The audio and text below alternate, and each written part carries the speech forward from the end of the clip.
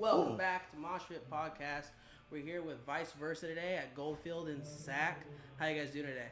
Great. Chilling. Chilling like a villain? Yes, sir.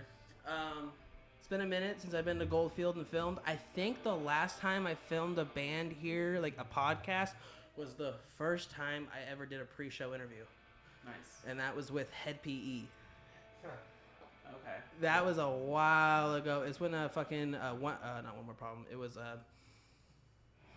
Full Metal Hippies were opening up. Huh. I think we played have with them. with them. Yes, we played with them one time. Was that Old Eye? Old Eye. Yeah. Super nice guys. Oh, that's right. Those guys are hella cool. Fucking tight. Yeah, Nice. that was I wasn't even knowing. I never wanted to do anything like this. I wasn't sure about it. I wasn't sure if I was comfortable because I was just doing in studio. Mm-hmm. And then I came here and then met Head PE, wanted them to come on the podcast in the future. And I said, fuck it, pull up the camera. Let's do it right now. Right. Nice. Did like a 5-minute interview, and then that's when I got like 700 views in 2 hours, and I was just like, That's what's up, dude. Fuck it, we do it live. yep, Yeah. doing it now. You struck something well, man. But getting started, what throughout your entire like music discography, like what track has been like the most emotional to write? They've all had like different ranges of emotion, but I think the one that was like really kind of vulnerable for me as of the most recent stretch of songs that we did would probably be Bed of Nails. That one I really kind of like dove pretty deep into like the dysfunction of my childhood. And you know, I was going through certain issues with my family like at the time that I was writing that, but it's like those issues that I wrote about had stemmed from like the earliest points of my childhood. So like there's a certain level of like just intense emotion that for sure came out in that song that is a little deeper and a little darker than some of the other songs that we have. Yeah. Yeah, because I never really like, cause I've thought about asking questions like that where it involves emotion, but like listening to like your tracks and shit, and like I've watched some like things that you've posted about like talking about the music you've written about, and I feel like you have a lot of emotion behind your lyrics. Yeah. So I figured like ask about that, because like in this music industry, a lot of us are doing this because this gives us like a sense of happiness that a lot of us didn't give is like as a child, or are just fucking people aren't in it for the right reasons, at least too. That are just like, this is my emotional journey and I just want to convey it through music. Like, this is my thing. Like, this is how I convey how I feel. Yeah. Which is really dope that like you take things from the past, and like, because you don't want to rewrite history for certain people, and some people have gone through the same things that you went through. To explain. For sure. I think this band really gave me like a chance to be super vulnerable with things that I've gone through, and it's weird that it's like this genre happens to be like a good place to kind of release some of that like anger about things. Yeah. But like there's songs that we have like Flow State that actually touch on really positive things, but it's like there's an intensity behind the positive, like an intense sense of we went through a lot of upliftingness. shit. Yeah. Here's our uprising. Here's us being happy. Yeah. And doing our shit. I have like, I tend to feel a lot of those things really intensely. So like those highs could be really intense, but those lows can be fucking brutal. Oh yeah. Yeah. And not to suck your dick off too hard, but like I think that there has been a history, especially in this scene. When you're younger, you write a lot of music. You're maybe not writing the deepest lyrics, back when you're first becoming a band. And I think that David really, since becoming our vocalist, has like, you've made a concerted effort to write songs that actually mean something, and it's not just like, let's write the most brutal lyrics ever and let's it's real. What he's writing is real. It's not, you don't get too much real shit with the people that are big nowadays. They're writing shit to feed their fans. Yeah. So that's what I like about bands like you guys, that just like to write about shit that the people are actually going through. Yeah. The kids are actually going through, the teenagers that are going through. Yeah. Because when you're a kid, a teacher can fail you and you can lose your fucking shit. But then you can feel the same way when you get older, when you don't have enough money to get this or some shit like that. Yeah, there's a lot of like similar things that we go through as kids that like they kind of reappear in different forms as we get older. Yep. You know, and I think my goal is always to make it easy for myself in a way that it's like it's easier for me to be honest. Yep. And it's like you know, I as a listener of music yourself and like as listeners of music ourselves, like I think people the average listener is a lot smarter than people think. Yeah. And I think it's easy to catch on to when bands are being disingenuous, and when it's like, you know, maybe coming from just like a trying to sound cool or like a, you know, trying to just like fit the mold kind of thing. And, you know, to each their own, you know, like I'm not trying to dock any bands for doing that, but it's like I personally just don't resonate with like superficial lyrics because it's like I can't be superficial. But unless it's like really what I'm going for, like if I feel like just making a fucking stupid song, I probably could. But like there's too much that I got to get off my chest first before I get there. Yeah. You know, maybe I'll get there one day, but definitely not there yet. Yeah, because like a lot of people don't realize that you guys as musicians, some of you go up on that stage because they don't feel the same way talking about it to like a therapist or some shit. Yeah. You go up there and you're telling the crowd how you feel, and there's also, and then the crowd gives you back because what they feel, because they feel the exact same fucking way. Yeah, and it's crazy, like saying some shit that I felt so alone in songs, and hearing that other people relate to it somehow, or like, or gone through, or are going through something similar. I'm just like, oh shit, I'm not crazy. You know, like this is just what my experience was, but you know. It's very validating when you like find other people in the same scene or in the crowd that like resonate with what you're saying.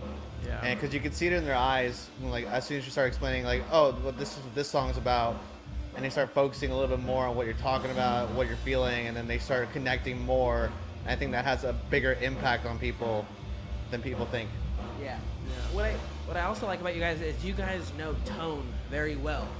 You guys know the tone, like when you set up a song. You're like, when you write the lyrics, I don't know if you guys do instrumentals first or lyrics, but the way you set it up, it matches. Yeah. Like the lyrics match the tone of the instrumentals. You know, it's weird, like, are we going to say something? Yeah, I was going to say. Yeah, go for it. So what's wild about like that is it's not a premeditated thing about writing stuff. Because like usually I'm the like starter of like the songs and stuff. Like I'll start writing a song because I have an idea or I have an emotion I want to convey, or I like the way something sounds and how it makes me feel. I want to replicate that feeling and channel what I'm going through. And I kind of create a canvas essentially for David and Mikey to interpret it in their own way. What does this vibe give you? This gives me this vibe. Maybe you can channel that same energy as well and translate that in words that I can't find, because I know how to translate it through sound, but I can't find the words for it. Yeah. It's interesting because like we have a pretty decent sized catalog of like songs that have not had lyrics written to them, or you know, they haven't been finished instrumentally. But the ones that we've put out are the ones that sort of aligned with where I was at emotionally too. Yeah. So it's like he's written a lot of things, and like he's added, or he's made so many things that like we've completed together as a band, and it usually kind of falls in line like that, where it's like, okay, this one right here for sure speaks to this feeling that I'm wanting to write about. Yeah. And then that's kind of how that's how we kind of select our songs to go record. That's dope. Yeah, it's interesting. Yeah. That's hella fucking dope. Yeah. Like, speaking of like writing process, what was your inspiration behind like Pixel and like the music video, like creating that shit? Yeah. Pixel was pandemic era, right? Yeah, that was like during like that whole time when we were all in lockdown. Like, it gave me a lot of I felt like an observer, like a really different level of observer to the world around me, you know? And it's like, it was just sort of feeling kind of like I was just pointing out all these things about this weird hyper digital world we live in, where it's like, it feels like our lives are happening online, but like all the shit that happens online, when you put your phone down, none of that shit's in front of you. Yeah. But it's so real to us. So it's like this weird dissonance between what is and what isn't real, and how like that's kind of how our society is set up. Like all this shit is happening everywhere, and like in the music video, it's like there's all these flashes of all these different things happening all over the fucking world, and like the song was kind of like, I don't know, there are bits of it that like remind me of the fact that there is so much information being thrown at us in this digital world that none of us can comprehend it, yet we're all so drawn to it. Yep. And like we are all so disconnected from each other through this thing at the same time that we're all connected to each other through the same thing. Exactly. You know, it's just the digital world. I saw one thing that like it hits a lot because it's like people that go when was the last time you watched the video you took at that concert? Oh yeah. Yeah, exactly. And it's like most of these people, they take videos, but then they look at the videos that the band makes or band posts to see if they can see themselves in the crowd. Yeah, right. But it's like when I went to the show Saturday to see Limp Bizkit, I swear nobody was standing at all. But then like there was they played My Way. And that was the first song when I just saw the crowd just go from standing, and I just saw phones just go up, and I was just like, it's crazy to have like this experience, but there was a time when all you had was this to remember. Yeah. Just the experience. Just the experience of seeing them, and then like, but I just feel like people need to realize is that you don't have to prove seeing these people to anybody. Yeah. You know it. You saw it. I'm guilty of it. Yeah. I don't know why. After you saying that, I'm looking back at myself, I'm like, why do I fucking do that? Because I do it sometimes too. It depends. I'm just like, dude, I could have just been in the pit fucking around during that song, but I was just on the rail the entire time, just making sure he was in frame. Right. I sometimes feel like it's because we're all, for some of us at least, like we're all like using our socials for other means. Yeah. So it's like it's an easy way to like keep your fucking feed alive. Yeah. You know, it's like, oh, I'm here doing this shit. Might as well post something and keep our fucking stupid profiles alive. You know, It kind of makes it seem like the mosh pit's the only way to like actually be in the moment. Yes, that's why that's like part of the reasons why I named it, because like I've told people before, like there's the people that stand in the back, people stand in the crowd and they take videos and shit, and then there's the mosh pit.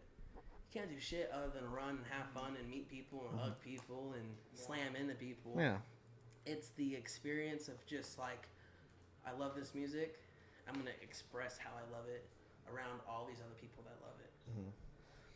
And it's crazy because like when I was at Limp Bizkit, I was on the fucking lawn at the Concord Pavilion. Oh yeah. And I remember it got to the last song. I knew it was the last song. Halfway through, it was break stuff, and I'm on the lawn on this hill, and I just see these guys behind me, and I just go fuck it, and I just start ramming into everybody. And then I just like, and they're like, dude, that was so fun to end the concert like that. I was like, I at least needed to get one fucking pit in. Right. Yeah. Of just having fun, because you just, after every song in a pit I've ever been in, since I was like fucking 12, it was just like everybody hugs each other in the pit. Yeah. Because you're having that same experience together. That's what I love about it. Yeah, I think that's one of the things that like people don't understand who have never gone to a show like a metal show at all. And like over my time, I've been able to witness people go to their first metal show and hear the different things about people who are like, oh yeah, I thought people would just like fucking beat each other up, but it's like I see these mosh pits now, and I saw how like they push each other down, but they pick each other up too. Yeah, and it's a weird thing for people to kind of like comprehend, that it's like there's a roughness to it, but like when it's done in my opinion the right way, is that like we can be ferocious to each other, but we can also be really kind to each other. Yes. Yeah. Because I remember my first pit, I forgot who the fuck it was for, but it was like I was at Aftershock, and I remember running in, and I was young. I was like 12 or 13, and I remember these two guys holding my shoulder while we're running around this pit, and they smiled at me the entire time running around. They're like, and they all just high-fived me after the song. Yeah, like, oh, we got this kid in the fucking pit. Yeah, and I think that's when I fell in love with it, because it was just like a sense of everybody cheering you on, everybody cheering each other on. Yeah, of just like, keep going, you got it. And there you go. What I loved about it. And it's cool. Like, there's a difference between like engaging in the pit and like releasing the way the music makes you feel in that way versus like people who are in there like actually trying to hurt people. Yes. You know what I mean? Yeah. But it's like the people who are in there just like enjoying themselves and like expressing the way they do in the pit. Those are the kinds of people who are looking at you and being like, fuck yeah, cheering you on. Yeah. Versus the other ones who are like targeting people, you know? Yeah. And that shit, I don't really fuck support. with Yeah. Yeah. That ones that just, they go in there and just be like, because they can't fight people. Yeah. And they're just like, fuck it, I'm going to go in here just to fuck somebody up because they don't Right. want to. And it's usually the people that never go into pits. Yeah. Yeah, that's true. They kind of abuse that power to like know that they can do that, or that's kind of like sort of the norm. Like, oh, they're violent. They get really violent because it's like, yeah, fuck it, it's normal. They can like sneak their bullshit into a place where it's not really what's supposed to be, you know? Exactly. Yeah. But, I want to get into a segment I do because I do like you guys know I do the what do you meme and I do the who's most likely to. This one's the who's most likely to. nice. And I want to start off with who's most likely to join a cult. To be fair, I feel like potentially between me and you, David, because I mean you kind of got tricked with that pyramid scheme. I got roped into a pyramid scheme once. Yeah. So I feel like it's not because you were just like, yeah, this seems like a good idea, but because But see, knowing that I have been roped into a pyramid scheme before, does that mean I'm still as likely? lightning now that I know lightning better. can't strike twice. Hey, fuck you. My mom would be pyramid scheme after pyramid scheme, and she just never got it. So Yeah. I don't know. Never say never. Fuck, dude. I mean, shit, I'm in a band with you guys. It's kind of a cult. It's kind of a little bit of Yeah, a cult, but we don't cult. have a pyramid scheme going on. Yeah, we kind of like at once a month, you know, or once a quarter, we'll slice our hands and shake them together just to reestablish our little connection blood together. Yeah. Just to make sure we're still in it, you know. Yep. Kalima. That's your membership fee. Yeah. All right.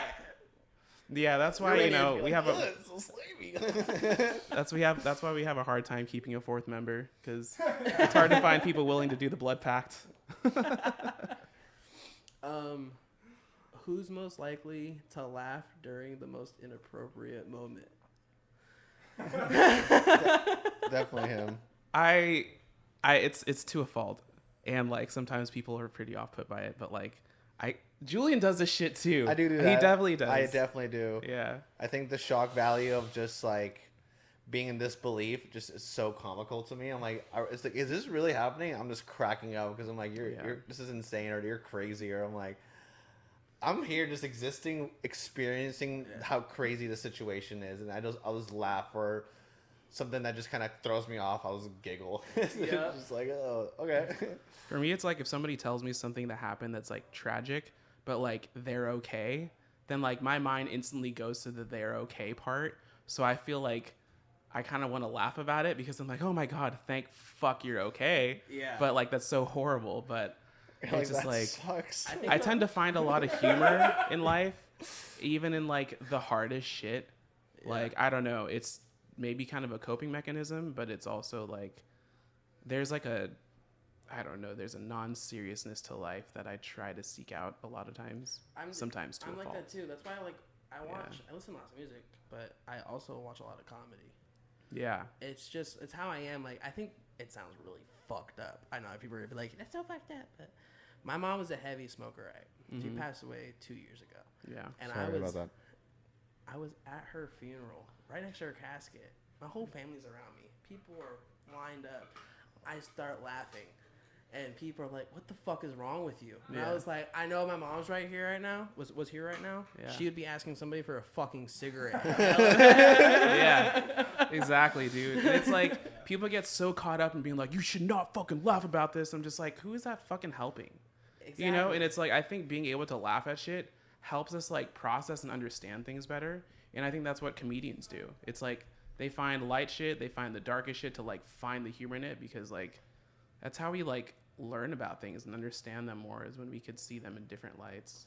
Yeah, because people that like to do like laugh at like some of the sad shit, but like turn it into like a positive kind of thing. Yeah.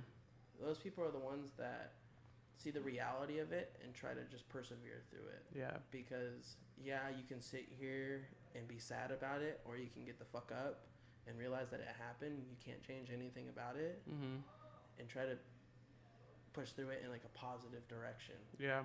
And it's like finding the humor in things. It doesn't mean that something didn't suck.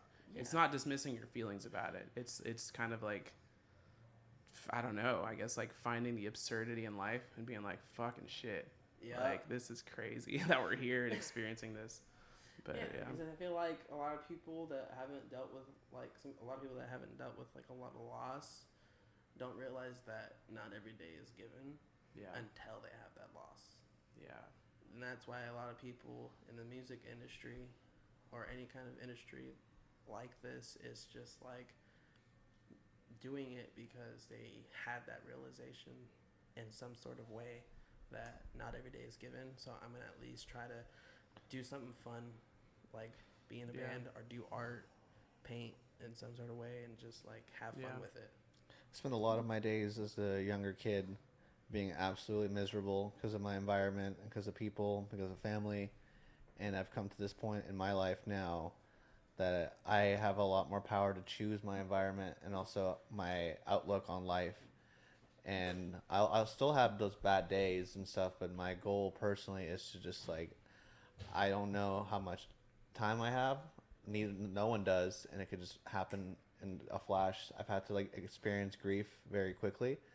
And it just, it's hard to not take stuff for granted. But as soon as I feel like things aren't making me happy, I start questioning, like, how do I get out of this? Or how can I turn this around so that way I can enjoy life again? Because it's like life is meant to be enjoyed and experienced, and to be scared of trying new things and prohibiting yourself from doing that just makes life dull.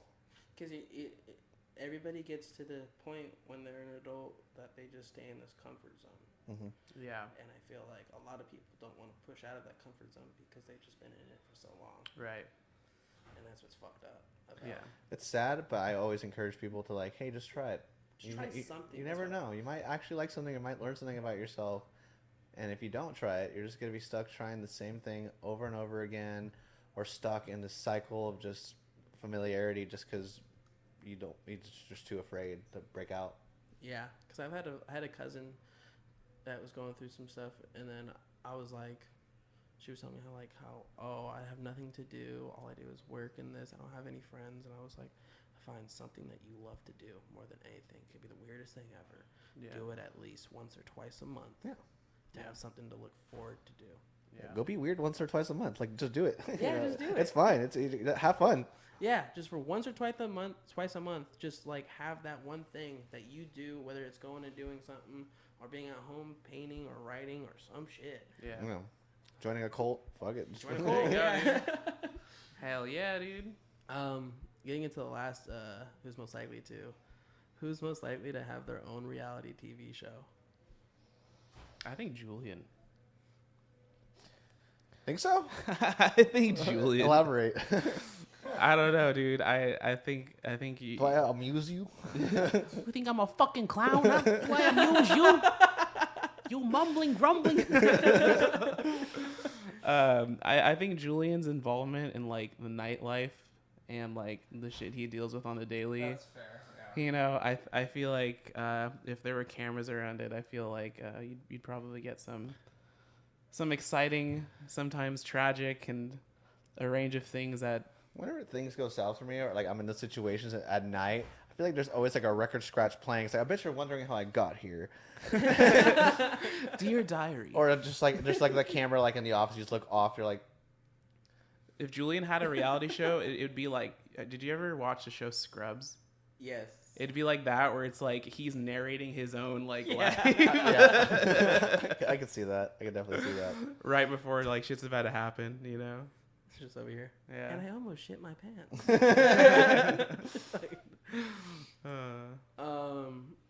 Getting back into the questions, what's your favorite momentum from a show that you'll never sell or give away? It could be from your show or like a show you've been to. A show we've been to or a show we played? That's a good question.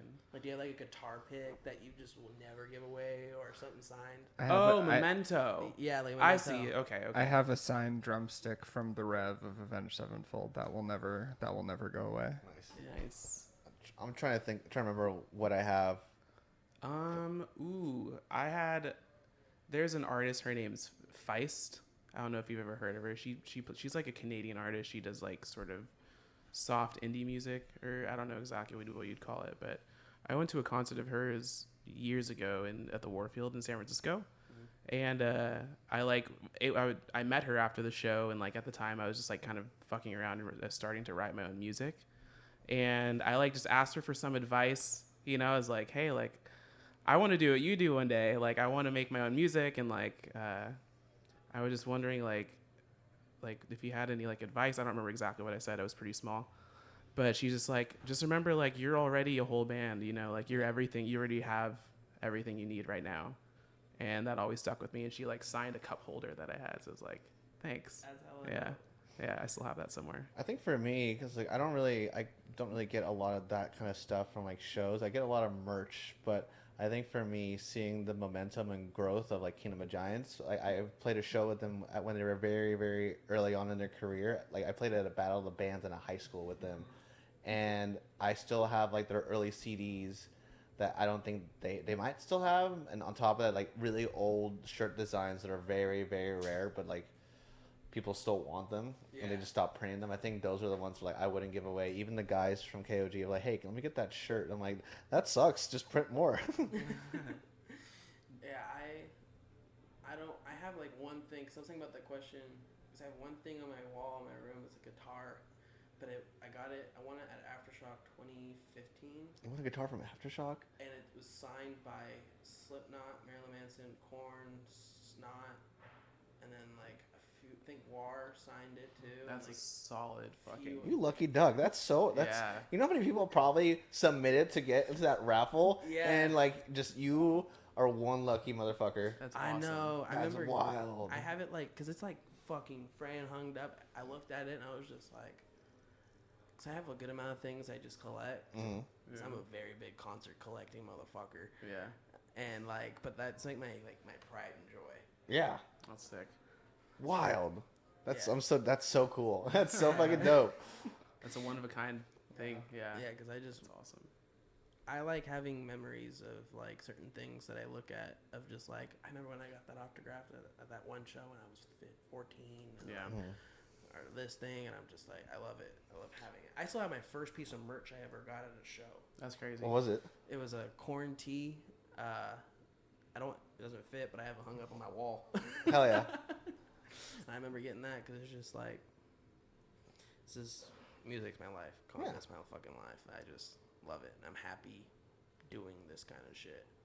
It's cool because like those things that you get, they kind of like, there's like more stories that get added to them over time as things change with the band. Yeah. That you know that they're tied to. So it's kind of cool. Like the life of whatever that is, it like changes. It's like a time capsule for yourself. Yeah. I know, because my family has always asked me, they're like, if something ever happens to you, where's all your memorabilia going? And I'm like, it's either going to somebody that's not going to sell it, or it's going to, just send it to the Hall of Fame just to have them disperse it to where they fucking want. Yeah. That's Yeah. fucking sick, dude. Yeah, because I'm not going to sell it. I will never sell my shit. I would give it away before I sell it. Yeah. There we go. I like to ask this because music does consume a lot of our lives. Yeah. What's your hobbies other than music? We can go from you forward. Video games, I guess. Like I used to play very actively in video games. Like I used to play like really religiously competitive, like League of Legends or just like Valorant. Like just I was trying to stream here and there, learn stuff, and I think with everyday life now, I have evolved into like learning how to create video games right now. Yeah. And it's been kind of like a little hobby of mine to like learn how to create.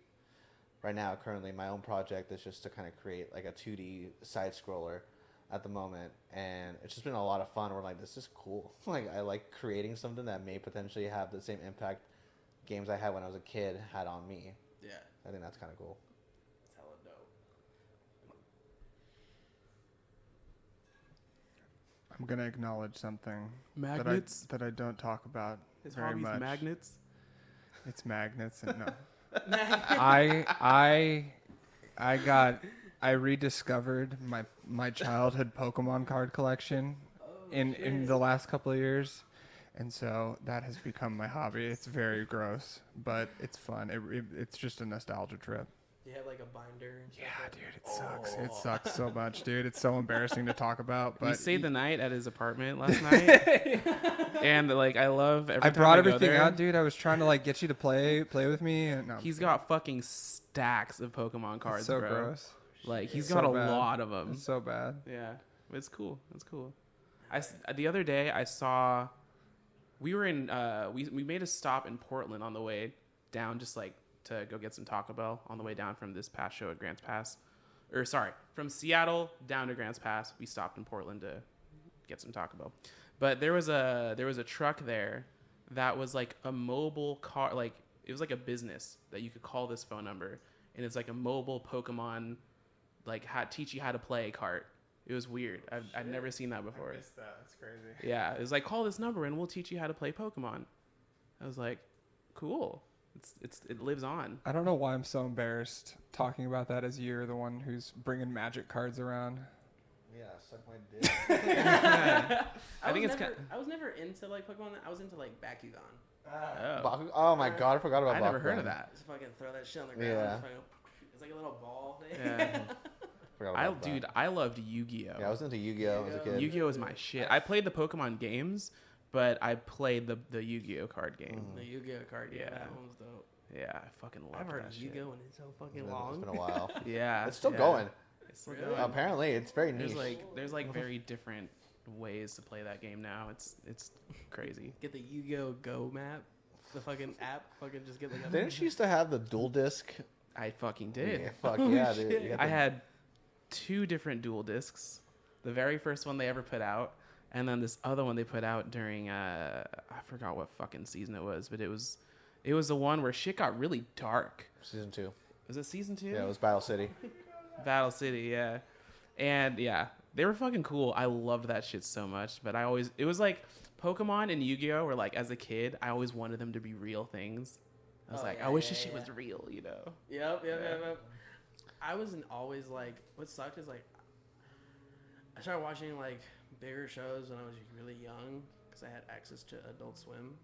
Mm-hmm. So I feel like every morning when I woke up, my show was like Looney Tunes, but every night when I went to bed, it was like Family Guy, American Dad, Nice. shit like that. Like, but like Pokemon, I watched it whenever it came on. Mm-hmm. It was because it was cable. Whenever you fucking find it, you scroll through the fucking Comcast, you're just like, there's no reruns today. Okay. Nice.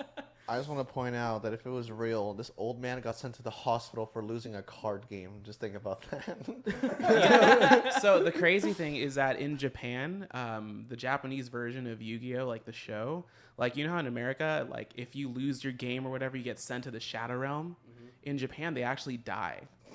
Yeah, people actually. Yeah, isn't that fucking crazy? Fuck yeah. Yeah, There's full on Squid Games out there. absolutely. That's fucking wild. See you later, Yu-Gi-Oh.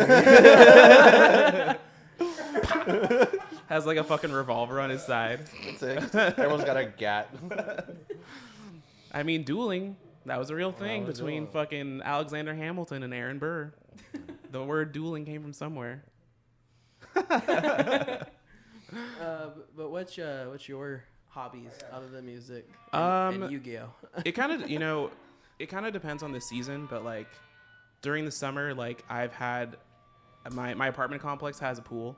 So like I've just been trying to get in the water as much as I can. I love swimming. I'm not a very good swimmer, so like I spent a lot of time trying to get better at it. Besides that, I actually really enjoy cooking. I'm not the best cook in the world, but I can make some good shit, that's for sure. I started baking more, but like breads. Like I made like homemade naan recently. What? I made like homemade French baguettes. Yeah, fucking around with like dough and flour and shit. I like doing that. Yeah, I love, dude. Bread, Dough. making that dough, baby.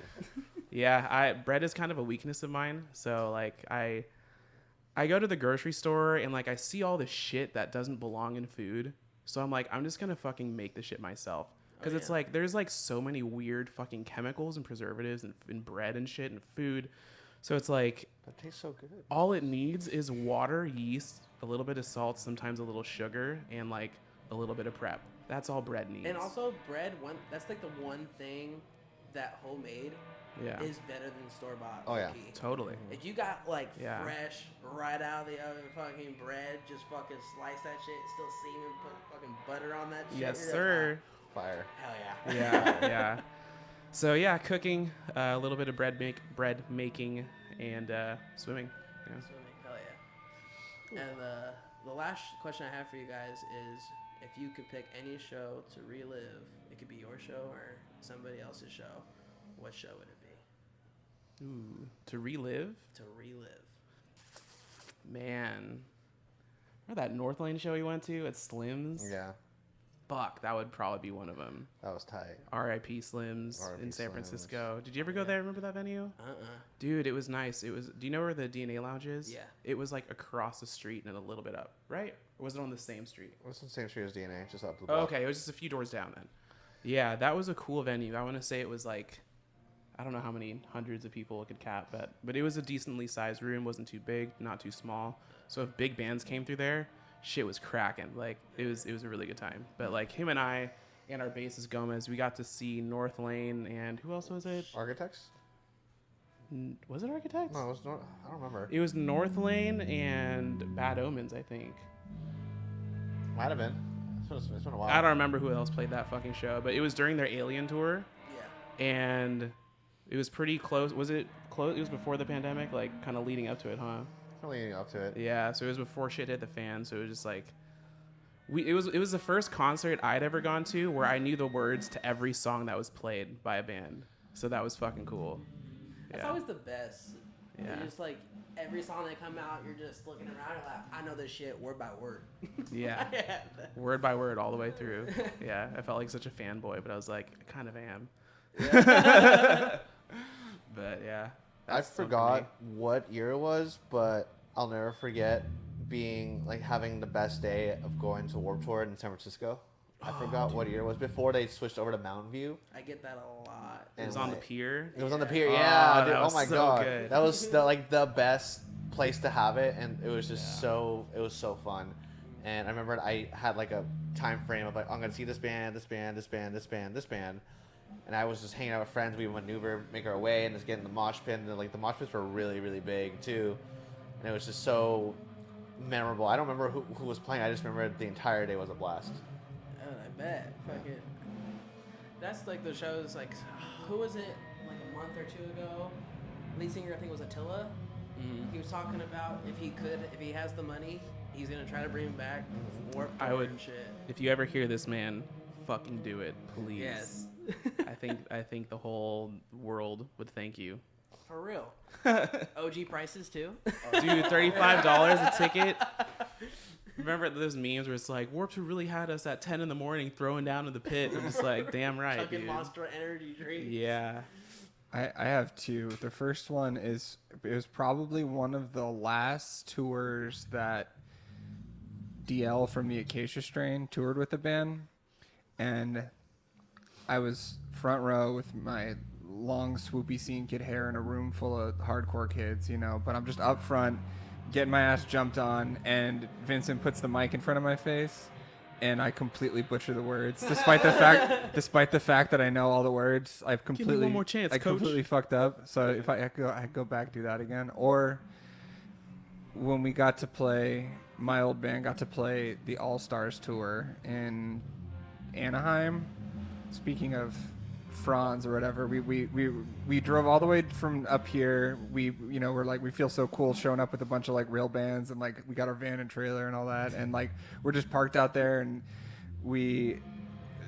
one of my bandmates knew somebody down there like who was a tattoo artist, so like they were getting tattoos in our van, and like it felt like such a like, oh my god, we're on tour kind of thing, but like It felt like a full metal like. yeah, fucking but vibe. so we're just posted up there, and like we're like right next to the Memphis Mayfire van, and we get like shown around by Kellen, their guitarist. He's like, oh yeah, look, that we built these bunks in here, you guys can do this too. And then Franz comes up to our van while we're while they're getting tattoos, and he was just drunk out of his mind, but like talking about, oh my god, you guys are getting tattoos. That's so yeah, that was such a trippy experience. That'd be That's cool to go wild. back and relive again. I would love to shoot shit with that guy. Yeah. Like, I think I'd have an interesting conversation with him. Yeah, fucking. But like speaking of like butchering the lyrics, I just saw that this Saturday.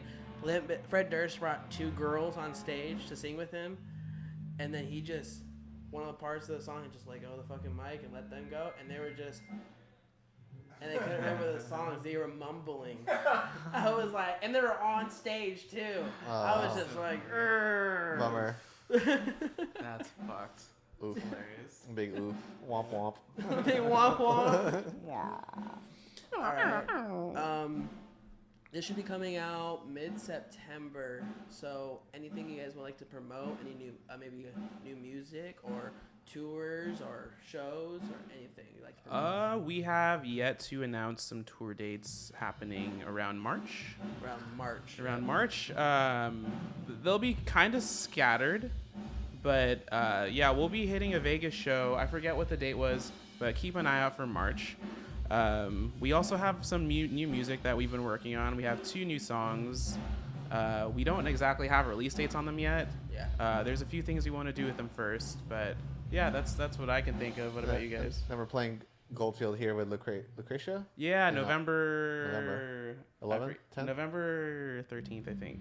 Yeah, But- Friday the 13th, spooky day. If you follow our socials, we will be sure to post these so that you can get like accurate dates. Hell yeah, hell yeah. And all their Yeah. stuff will be down linked below. Click it, follow them, like them, listen to music, subscribe to their channels, all that fun stuff.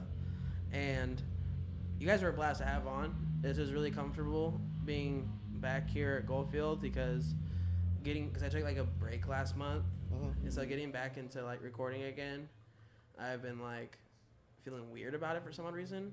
Just Fell off taking the horse. It's just Yeah, weird yeah. because I've never taken like a month break before. Never Yeah. taken any break really before, so it was just kind of weird coming back into it. Yeah. So like this is really comfortable, and next week you guys should be watching another band that's gonna be playing Aftershock this year. You'll see on the podcast next week after this. And thank you guys again so much. Follow, like, all the fun shit. Catch you later, Mosh Pit. Thank you. Thanks for having us on, brother.